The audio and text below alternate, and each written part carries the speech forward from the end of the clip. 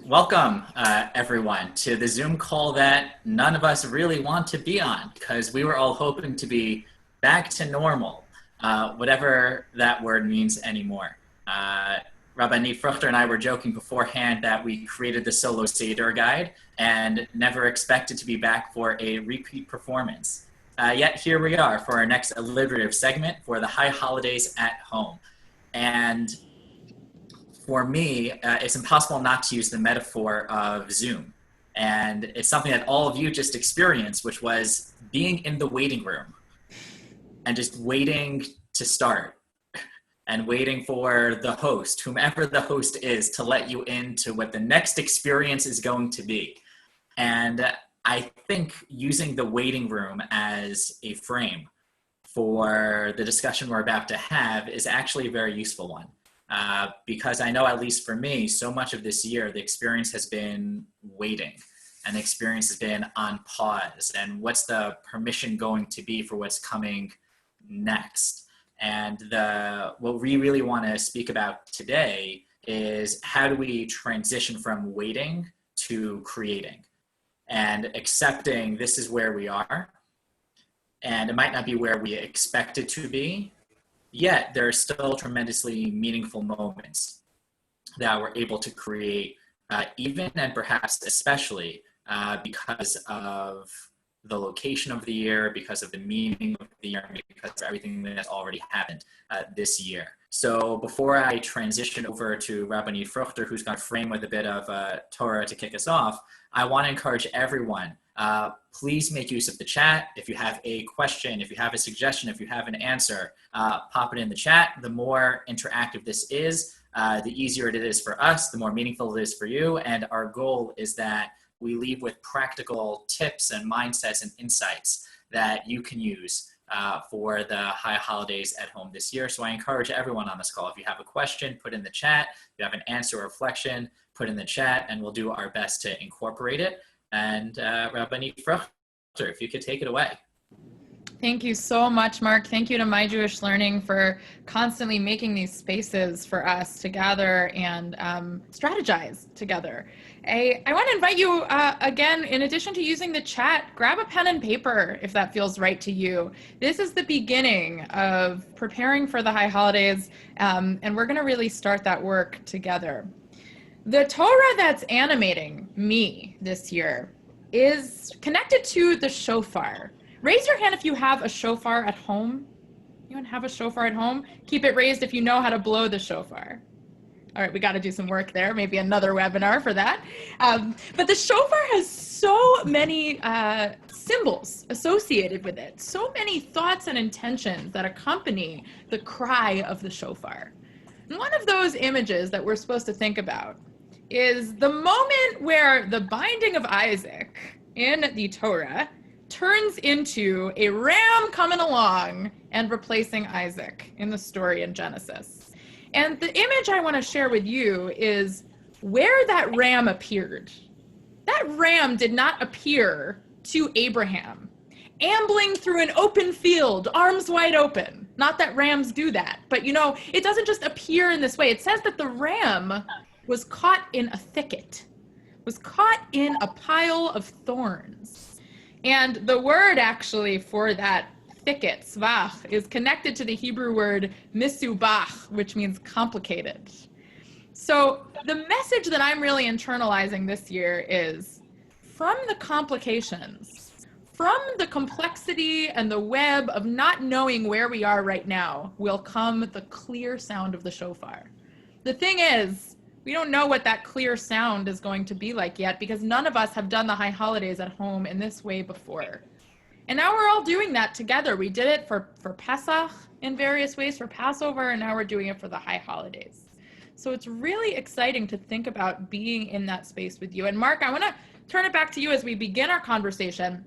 What makes this webinar, this conversation, different than the one we had for Passover many months ago? So I'm fairly confident, Rabbanit, that the question of what makes this webinar different from all other webinars was a question from last webinar.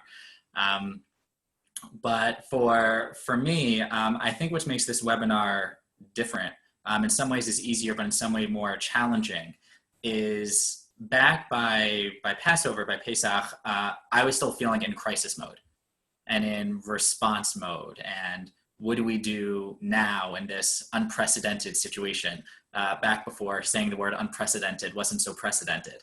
And now I think the challenge is, well, this just is.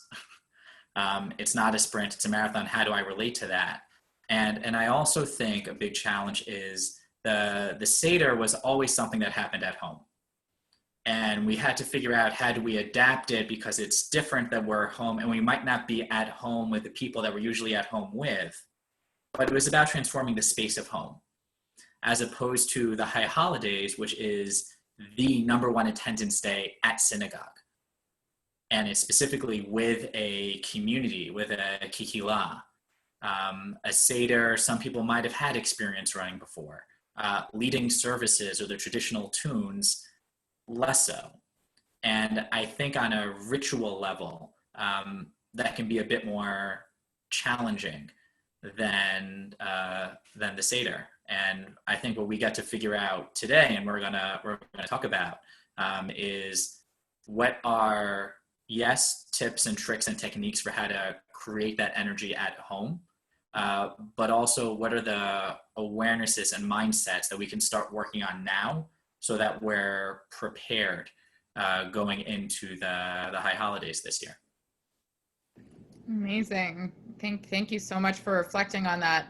And we've also had the opportunity to spend time already in our shul context. If we have a community in a synagogue, they've also maybe begun to think about it with us. I would like to turn your attention to the chat just as we move forward. If you could just put in the chat box something you're worried about or sad about losing this year for the high holidays. Something that's weighing on you as we barrel through Elul, get a little bit closer to Rosh Hashanah and Yom Kippur. What's one thing you're feeling like you're really going to miss? And I think that will be helpful for us as we continue to talk and think about strategies. What's on your minds and hearts about that question? Just take a moment. Yeah. We'll read some of these out as we continue. Now, I'm seeing in the chat box already questions about praying and community. So I'd like to turn our attention for a moment to the act of prayer. Prayer is so central, right, to the high holiday experience. And there are many different opportunities to gather either virtually or outdoor or in person or whatever it is this year. But regardless of how we choose to do that, praying at home will probably be a feature of our high holidays this year. So Marc, what are some strategies that you're going to use this year to make praying at home work for you? Yeah, so reading through the comments in the chat, there are a few themes that I've pulled out that I want to make explicit that we address. One is connection. Mm-hmm. Second is, I've seen the word control a few times. And then who are the people that we're with, and how do I fill the day? And some of those things, I think, are really the goal of this webinar for how do I create that control and infusing meaning and adding soul. So we're going to talk about space. We're going to talk about physical space. We're going to talk about emotional space. We're going to talk about space in time. So in terms of physical space, yes, you're going to be at home, but what is going to be your prayer space? And what can you do to sanctify that? Is there a space within your apartment that you can designate? Can it be a particular room? Can it be a particular corner? When we say designate, is there something that physically you can make look different about it? Maybe there's a particular chair. Maybe it's setting up Jewish books if you have it in a certain way. Maybe it's writing on butcher paper reflective questions that you can put around the room. Maybe it's something as simple as taking a piece of tape and putting it on the floor so there's a threshold that you're crossing to enter this space. Maybe it's buying a special set of flowers. or finding a view or a picture that you know that you can connect with and inspire you. Maybe if it's possible, and I'm putting out a lot of different suggestions because everyone has different spaces. Some are going to resonate or going to work, others maybe not. Maybe there's a way of not entering that space for a day or a couple of days beforehand so you can build up.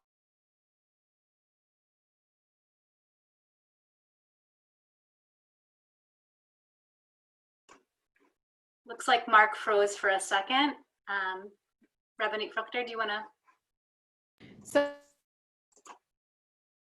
when Marc comes back, he'll finish that thought. But I wanted to share with all of you that I'm interested in curtains, actually. Like if you invest in just those like a thin wire, actually, and get a cheap curtain from IKEA, right? What does it mean to actually close that curtain on your prayer space while you're davening? Now, some people also might be interested in making the integration of home and prayer more seamless, actually. This might be an opportunity to really make home feel like a place you pray, and vice versa. So it actually might feel right to sit in the middle of your dining room table and do the prayers that way. Whatever it is, I think the key here is when it comes to any Jewish ritual, and we think about this in the synagogue context, but also for personal ritual, you got to prepare, right?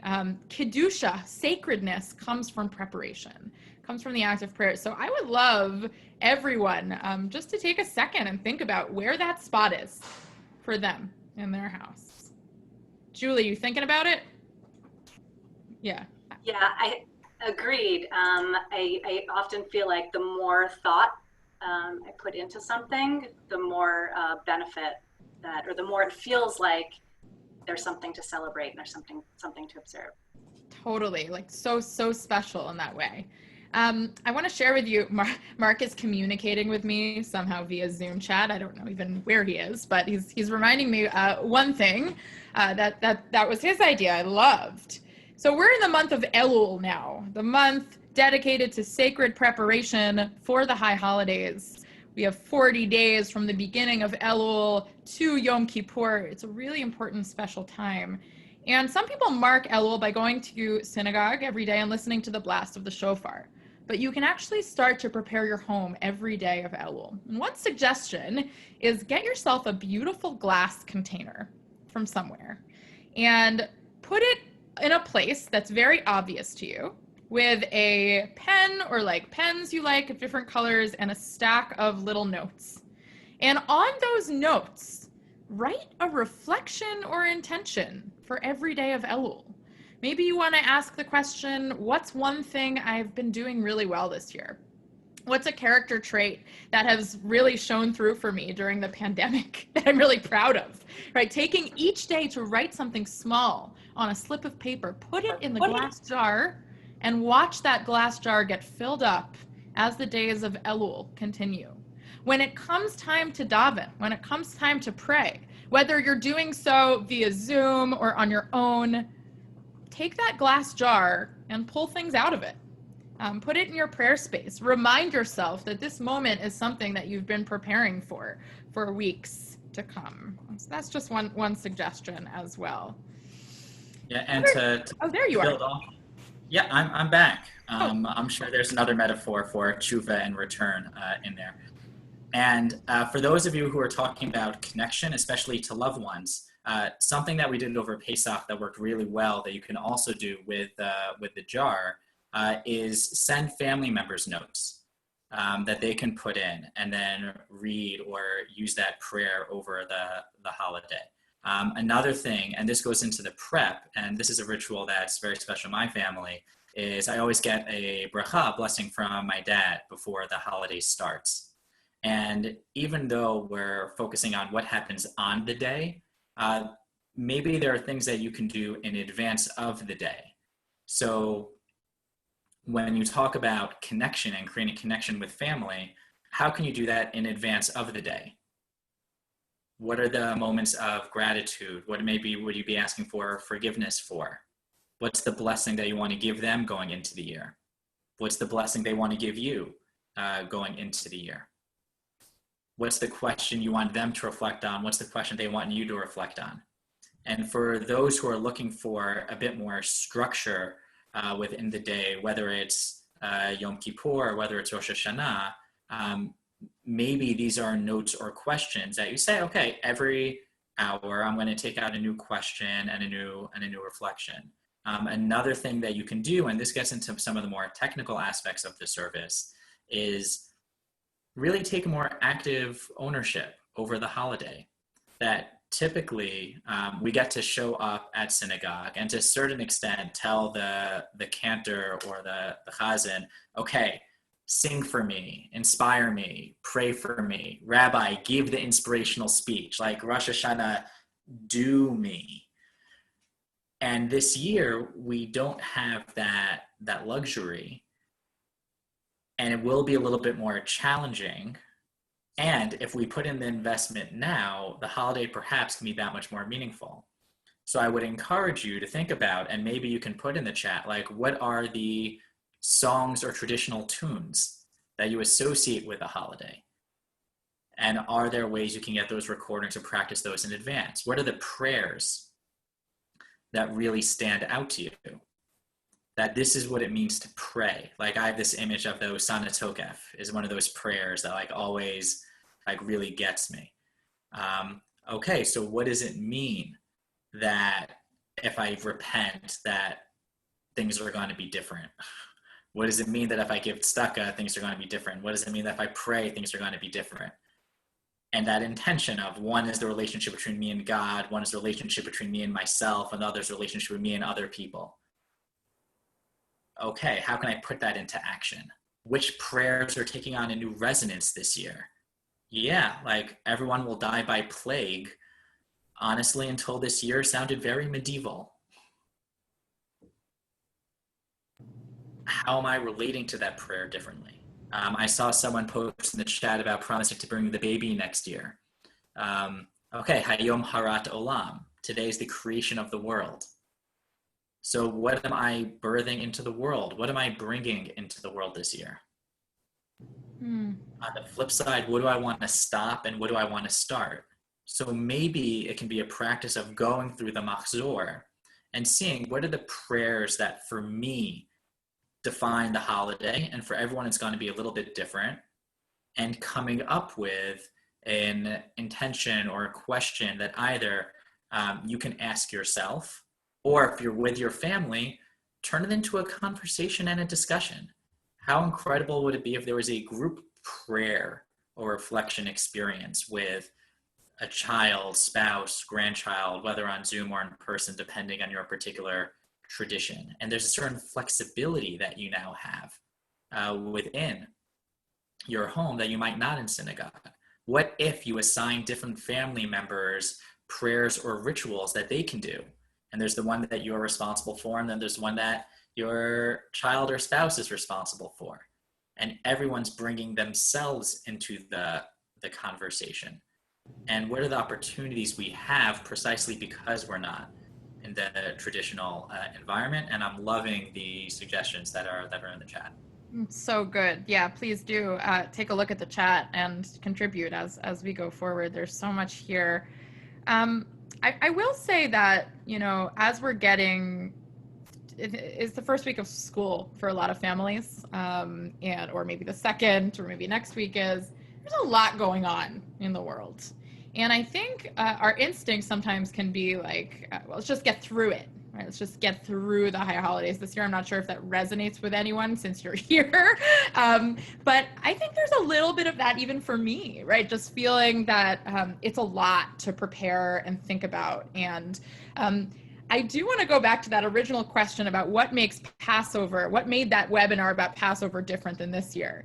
I feel that at least as a facilitator of religious experience for me, my job a little bit more than Passover is to push you this year, or right now for the high holidays than we did on Pesach. On Passover, there was a little bit more just giving space to experiencing. And this high holidays, I think just maybe choose one or two things, one or two ideas as we go through to really take ownership in a serious way. Thank you so much, all of you, for contributing. Really good stuff. Anyone here worried about sitting down to daven, sitting down to pray, and just getting bored or feeling like there's a barrier to finishing or continuing the prayer? Like, and just, you know, do I have any machzors right here? This happens to be my High Holidays shelf, which is fun. But I can just imagine, yeah, look at that. Look at those books. That's so many words. That's so many words. And if you're doing it, even our abridged in-person outdoor service is 2 hours and 15 minutes. That's abridged, right? So there's a fear a little bit of what happens if it's really hard to get through it. That's real. That's a real thing. And my invitation to you, if you haven't done so before, start praying on Shabbat morning a little bit. If you haven't started to do that at home, and get a sense of what works for you. And be real about how long you can be present for. Is it 20 minutes? Is it 40 minutes? And make that your goal. You don't have to imagine that you're going to sit in your prayer seat in your home shul, however you've created it, for 5 hours. Really be intentional about what amount of time works for you. Here is one suggestion I'm going to give you. I'm not sure if My Jewish Learning has a High Holidays reading list. There might be somewhere. I'm not sure. I might be putting you on the spot or maybe causing an article to be written. I'm gonna send some links into the chat in 1 second. Amazing. Here is my suggestion, and I'm excited to do it this year. What if you got a book for each of the High Holiday services that you were really excited about, with the themes of the days of awe, whether that be about repentance, reimagining ourselves, whatever it is, justice, charity, whatever it is, and put them in your home shul and mark them, label them with a Post-it note. Kol Nidre, Shachari, morning service of Rosh Hashanah. Just put them on the table and use it as a fun and exciting opportunity to kind of transition from your prayer, if you're hitting a wall, to reading. If you need, grab yourself a cup of coffee on Rosh Hashanah, not on Yom Kippur, right? But whatever it is, try to give yourself new and exciting things to help motivate you through this prayer. I mean, when you think about what's the goal of the rabbi's sermon, right? It's that. It's to really invigorate us mid-prayer. So how are you going to do that in your own house and in your own space? Marc, go ahead. Yeah, so in terms of the prayer, I'm going to offer 2 very different suggestions that hopefully build off of each other. Is the text still working? Great, mazel tov to me. So when it comes to prayer, let's also acknowledge the fact that sometimes when we don't have something, we tend to idolize it a little bit. So anyone here, when they were in synagogue, ever feel bored over Rosh Hashanah and Yom Kippur and start counting down the pages for how many are left? So let's acknowledge that reality. And if you get bored at home at times, that's okay. Take a break and then come back and re-enter. And don't chalk it up to, oh, I'm at home, I'm bored, I'm disconnected, I'm never going to be able to reconnect. The reality is there were times in synagogue when we were also bored. And we would go to the bathroom or we'd go outside, kibitz with friends, and then come back in when we were in a better mindset. Or we would go for a walk around the block, take a couple of breaths, and then come back in. So I think the question is less, oh, I'm nervous about getting bored, or I'm nervous about feeling disconnected, and more, when that happens, because it's probably going to happen, what are things that I can do that are going to support me in recentering and reconnecting to what's going on? And I'm going to offer a couple of suggestions for that. For those who are meditators and breathers, focus on the breath. There's a reason why for Shemona Esrei we take 3 steps back to exit the space and then 3 steps forward to re-enter. And especially if you have a designated area, it might be, okay, I'm distracted right now in this area. Let me leave, take a couple of moments, and enter recentered. And the second suggestion is actually going to get directly to the question just asked in the chat of how do I supplement my davening at home? If it's an abridged service, do I redo the things? How can I think about the order of prayer? So I'm a big English person, as I know Rabbanit Fruchter is also. And Rosh Hashanah and Yom Kippur are filled with metaphors. actually dive into them and pause. And what does this evoke for me? Oh, the potter and the hand of the sculpt. Oh, okay. Who's being sculpted? What am I being sculpted into? What does it mean to be a sculpture? A sentence stem that I find very helpful is, God, I know we haven't spoken in a while, but I want to share that. And there's whatever comes out, comes out. And when it comes to asking for forgiveness, God, I know I haven't asked for forgiveness in a while, but I want to request that. Or maybe it's a family member. Maybe, again, taking something like Avinu Malkeinu, another traditional prayer, King, I want to request that. Father, I wanted to talk to you about. Even just saying the words out loud, whether it's in Hebrew or in English, and each one carries their own power. And just say that, oh, King, there's a different energy to that than father or parent or queen. So take the traditional prayers, and if you're looking for ways to connect on a more personal level, or in some cases, as some people are asking, elongate the time, actually pause and not just say the words, but reflect and find the spaces to insert yourself into them. I love that so much, Marc. That's so amazing. And this is actually a great time to think more deeply about these metaphors. One thing I'm getting in the chat is, what if I'm also not interested, or I'm getting some private also about privileging text, right? Of like privileging the liturgy. Maybe that's not where I'm at. And the metaphors actually can carry our prayer even without the piles of text. So I want to recommend to you, as we move into some other spaces. Now I'm seeing journaling helps with reflection from Melody. It's a great invitation to think about what are some alternative or even embodied ways to really meet the high holidays this year. I don't know about you, but I've been recovering from COVID for 5.5 months, and this seems to be more than ever a holiday of the body, in some ways, of appreciating what our bodies can do, of being aware of them, of being present with them. And there are many rituals that really help our bodies enter into the new year, in addition to our hearts and minds. One of those rituals is actually the mikvah, the ritual bath. Typically, or traditionally, has been used for centuries to help people enter the high holiday season renewed, reborn, just immersing in water and emerging again. There's so much there. It's actually one of only a few fully embodied rituals that we have in our Jewish lives, fully embodied.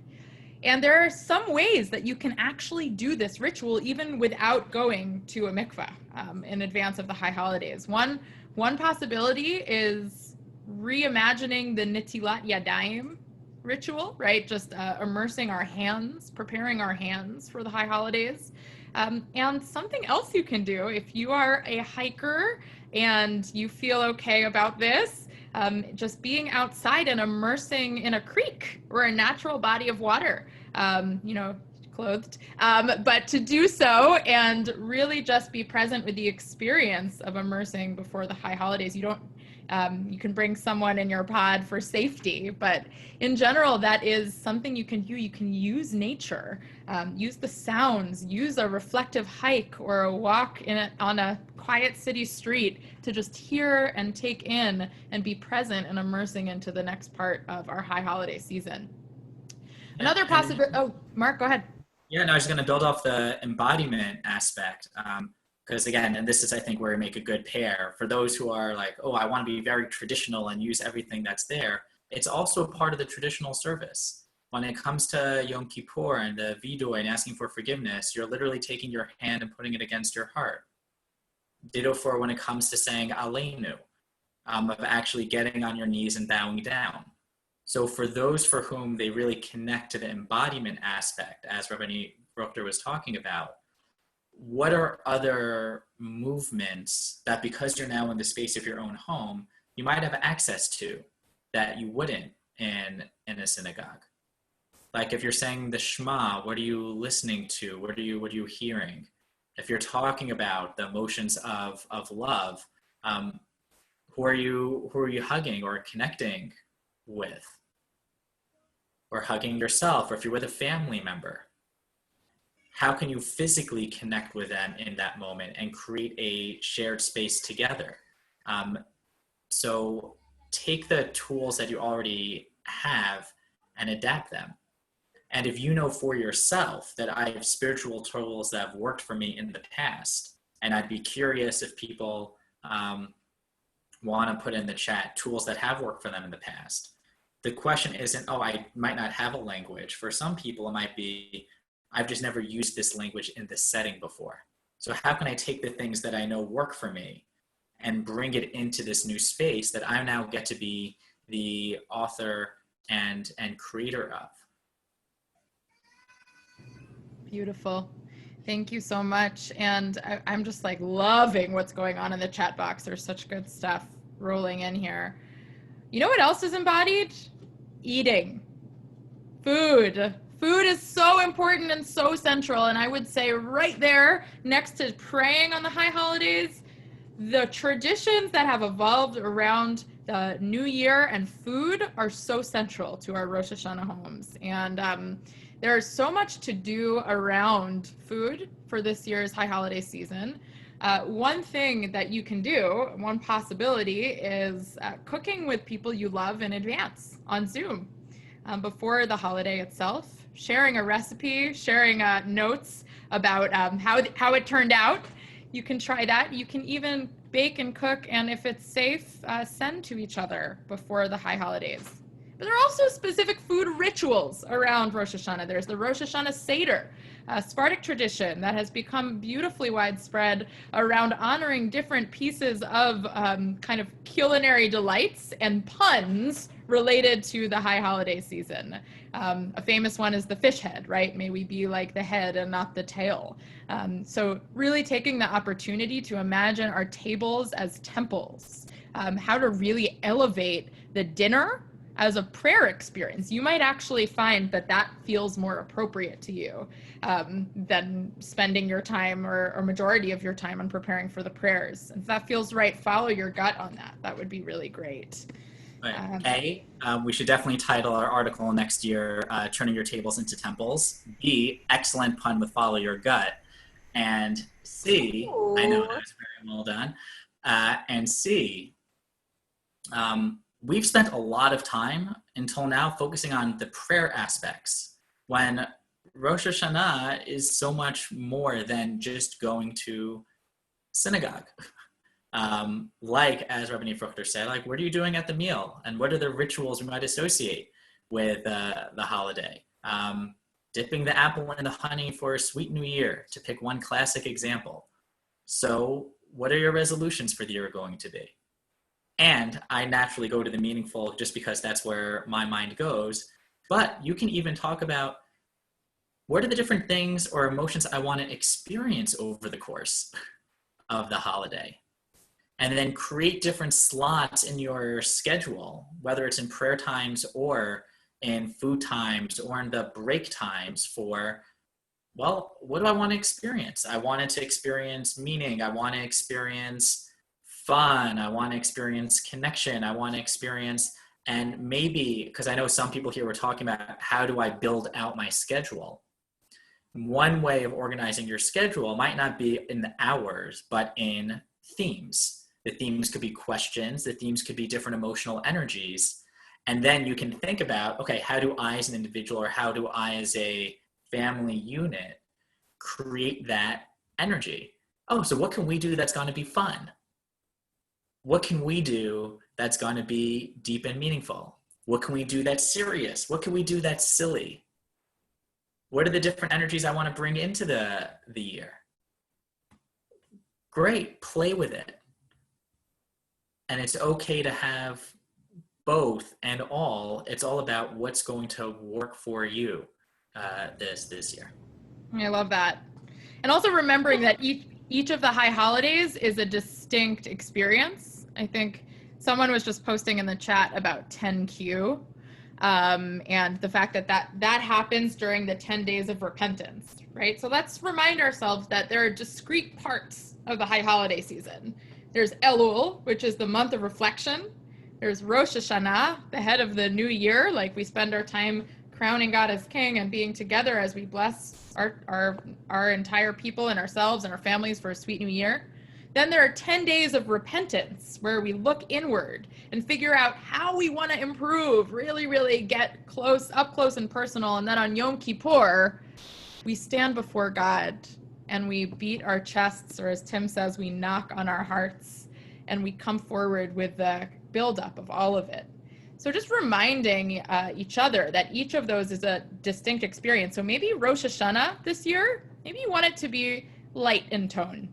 Maybe that feels good to you, like what Marc is saying. And maybe Yom Kippur, you want to take 6 hours of reflective hikes alone. I don't know, whatever it is. You can decide how you want to engineer it, but just remember that each time can be a different experience. One metaphor that might be interesting is when we say Hayom Harat Olam, the day, today is the birthday of the world.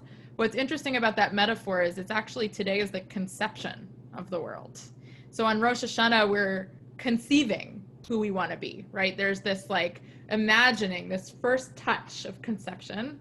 The 10 days, or really it's 9, right? It's gestation, right? Of this like figuring out, mulling it over, and then Yom Kippur is being born into 5781 and the joy of Sukkot and Simchat Torah afterwards.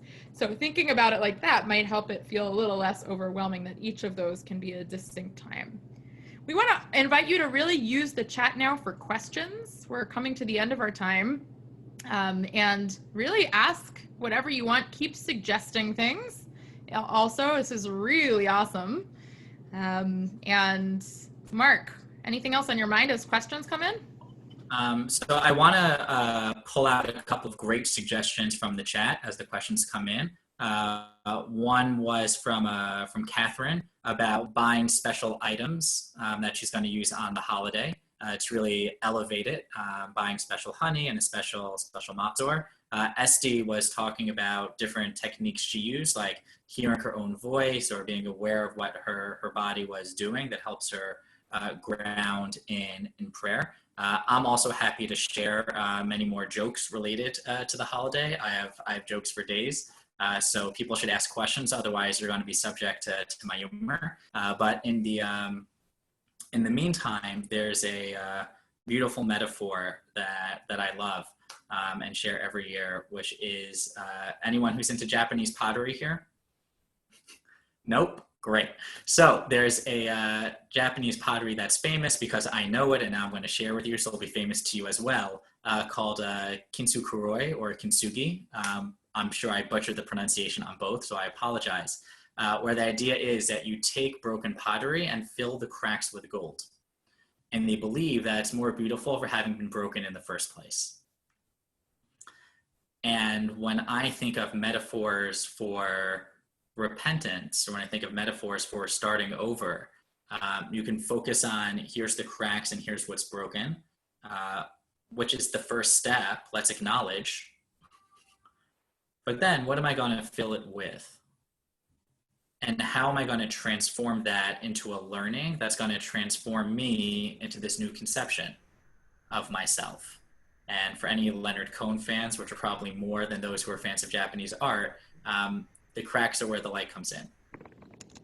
And how can we take so much of this past year where there might have been so many cracks, but use that as an opportunity for that reflection and filling with light and building and moving forward? It's one of my faves, Marc. And like the theme of brokenness turning into wholeness is it's just what we're about as a people. I mean, look at our broken tablets, right? That's what we do. We break and rebuild. Some questions are coming in, and one question was about fasting alone without community support. Now, it's interesting. I get this question every year because for many people, fasting is the central experience of Yom Kippur over the prayer experience. And so if there's a choice between exerting yourself to coming to synagogue or fasting at home, some people do choose to fast at home. So a great question is how to feel supported during that long fast. And one possibility is, do you have people in your community that can knock on your window and say hello? This is the ways in this moment is really the ways that we are in this moment hyper local is so interesting, right? Because I feel like in some ways we're so global. We saw where all of us were coming from at the beginning here, but the only people who can knock on your window are the people that live a half a mile from you, right? So who's in your village that can check on you during Yom Kippur, even just to share a quick reflection from the window or from outside or from your stoop or threshold or wherever it is. Try to think about that in advance. So that could be really powerful as well. Okay, so I'll take the question in the chat. Rabbanit, after you read it, I defer to you to sing tradition. That is far beyond my skill set, and We'll I know what yours is. We'll see. And there are two parts that I want to address to this. One is, what are the new things that we start that might just become our traditions going forward? Like a lot of times, like, how did your family tradition start? Well, I don't know, it just started. So when you're thinking about starting new traditions, this could be a opportunity to do that. It could be an opportunity. A lot of people nowadays like the term remix Judaism. How do I take something that was traditional, but now put my own spin on it? And I also want to address, and this came up in the chat, what if I don't have any traditions? What if I just don't know? What if this was supposed to be my first holiday, and now it is definitely not going to plan? And what I would encourage is ask. And you have the opportunity now in preparation for the holiday. And I feel fully comfortable giving you my email or Rabbanit Fruchter's email, or ask people in your community or your own spiritual mentor, hey, this is going to be my first holiday. I don't really have traditions yet. What are things that I could be doing, or I could try to do, or should be doing? And I think that can be an opportunity for you to plan beforehand, set some intentions. And this is something that, just when it comes to acceptance, however the holiday turned out for you was the way that it was supposed to turn out for you. And there's nothing to compare it to, because there is nothing to compare 2020 to. So whatever you got out of this holiday is what you were meant in this moment to get out of the holiday. Next year is going to be a totally new year. And by the way, even if it wasn't 2020 and we were doing the same exact webinar about how to maximize the in-synagogue experience, I would have told you the same exact thing. That's such a good point. Esty asks a question about asking for help on the high holidays. I think, or for the high holidays. Like, what if you want someone to check in on you? How do you ask? What's a good way to ask? This is a great opportunity, if you do have, to use your communal structures. If you have Jewish institutions in your area, to ask for help in being connected to an experience or an offering that could make sense. That's one possible way. And the other thing I would suggest is just take the risk, if you can, to ask. This is an amazing time for human resilience and kindness. And what I've learned throughout this time is people are really willing to step up and help. And Marc, I know you think a lot about mental health and wellness. How would you recommend doing this, asking for support or help? That's a great question that we didn't prepare to talk about in advance. But as someone who loves to talk about these things,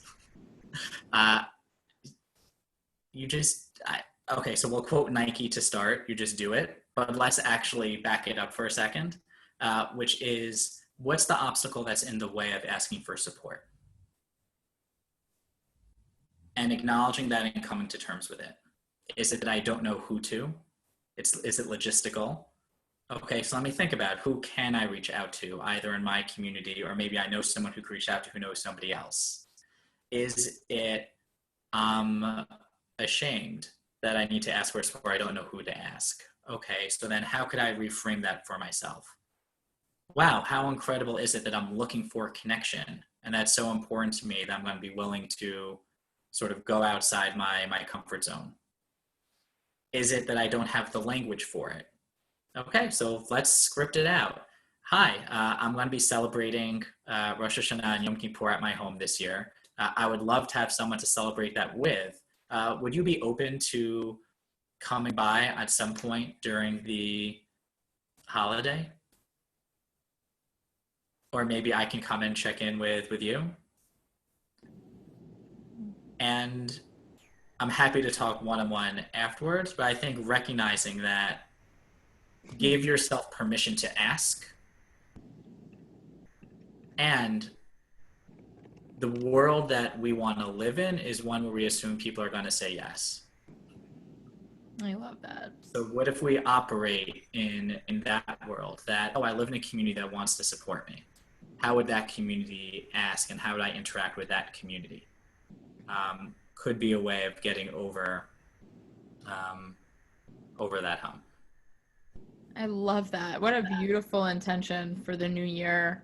You know that if you blow a shofar from the wide end to the narrow end, you cannot fulfill your obligation. You have to blow your shofar from the narrow end to the wide end.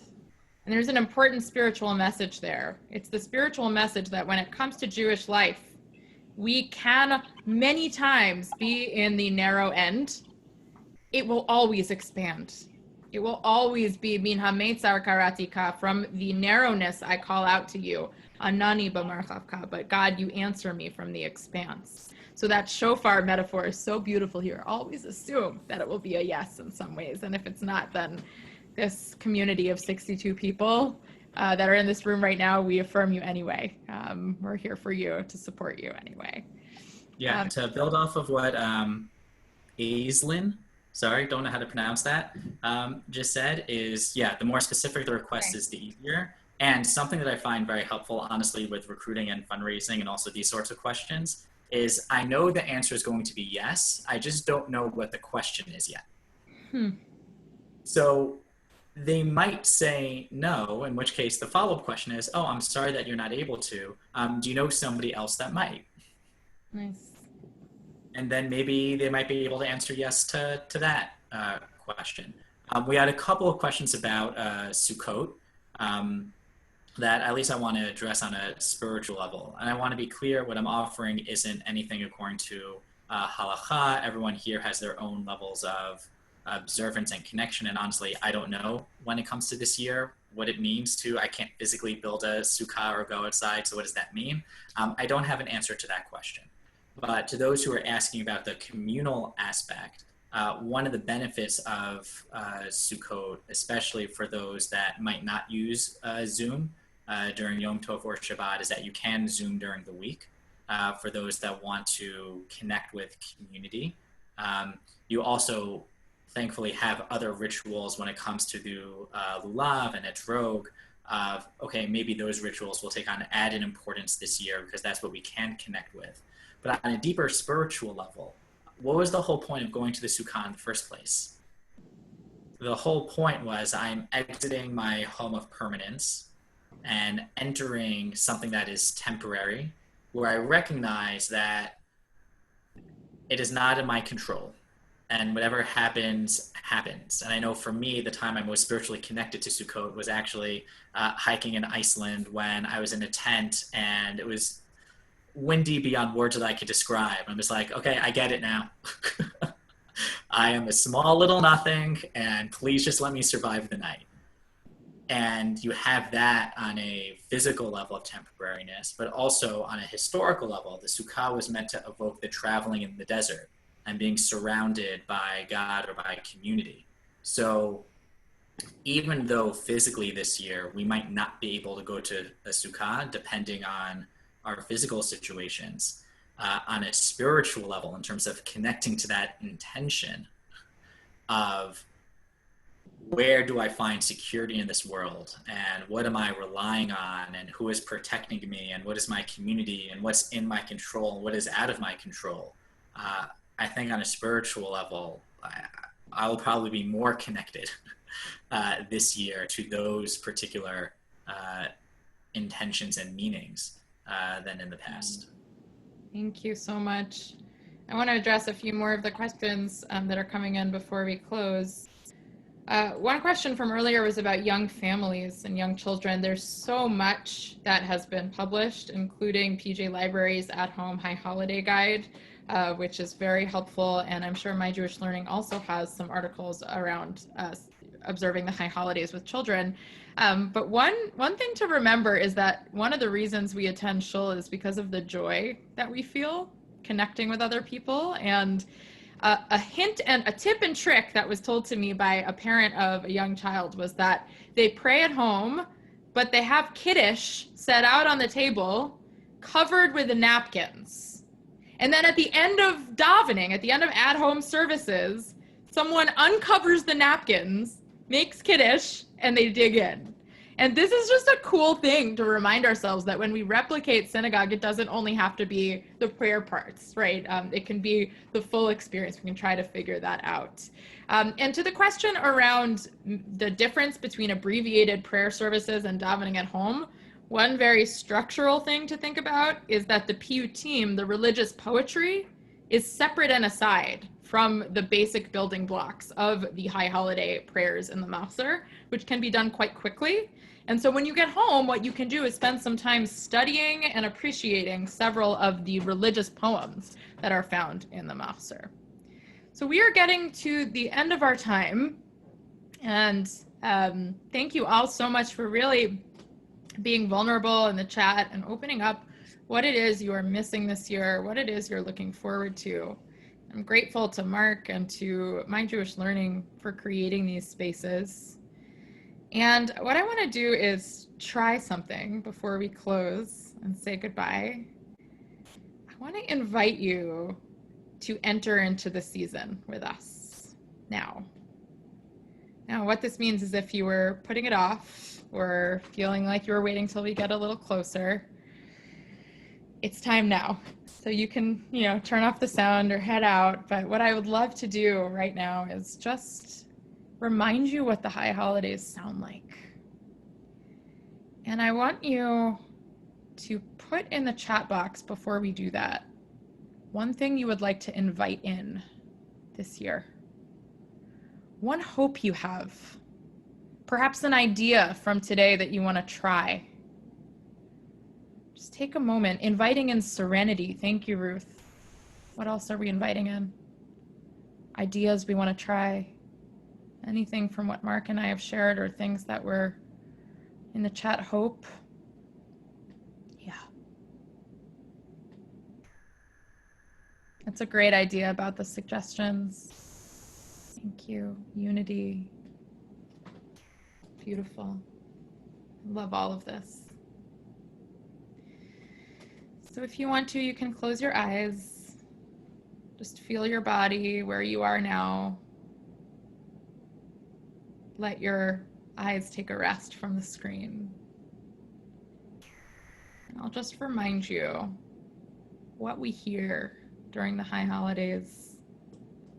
Think about inviting in 5781 together.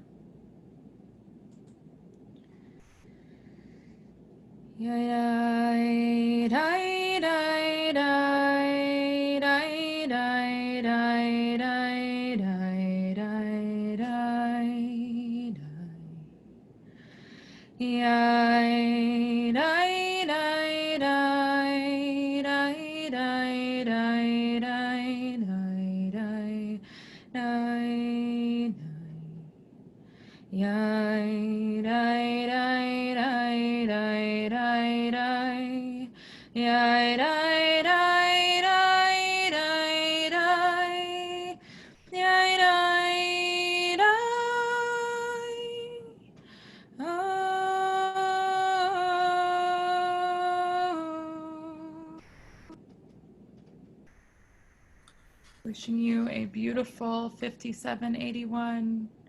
Marc, can you close us off with a blessing?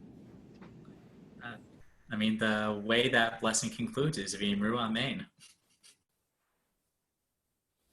And I think that's the only appropriate way to close a prayer is Amen.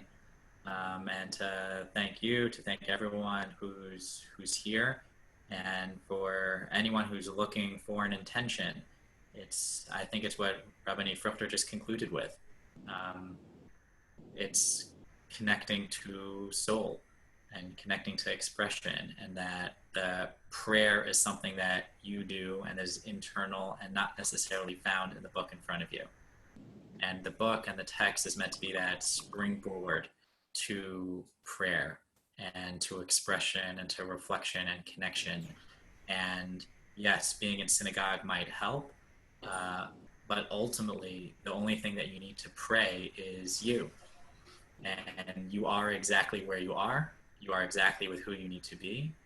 And you are in exactly the right place to do whatever it is that you need to do this holiday, to pray, to reflect, and to move forward. And beyond all the tricks and techniques and tips and suggestions, of which there were many to support you in doing that, at the core, you are all that you need to create a meaningful and beautiful holiday for yourself, and in advance for all the beautiful prayers that you're going to bring. Amen.